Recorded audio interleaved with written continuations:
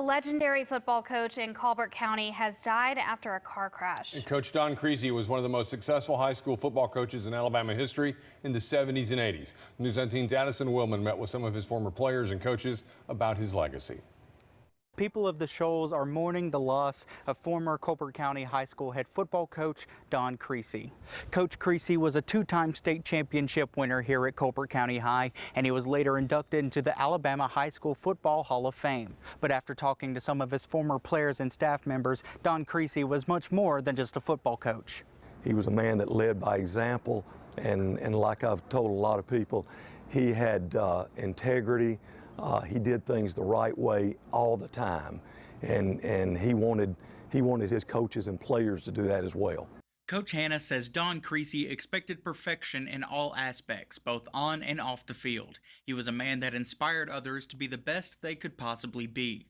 He is a big part of the reason I'm a head football coach at Colbert County now, and the things that I've learned from him, you know, I try to pass on to these young people now because they're important things.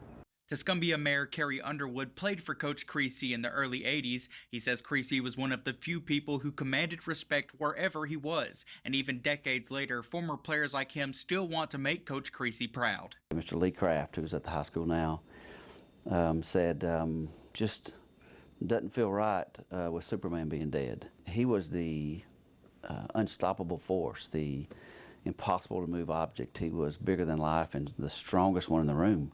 Coach Creasy personally impacted hundreds during his time here in Colbert County, and it's obvious that his legacy will continue to be felt here for years to come. In Colbert County, Addison Willman, News 19. Coach Creasy was in a single vehicle crash on Cox Boulevard around 1 o'clock Tuesday. Funeral arrangements have not been released. And if you'd like to hear more about his career, and it was amazing, all you have to do is go to WHNT.com.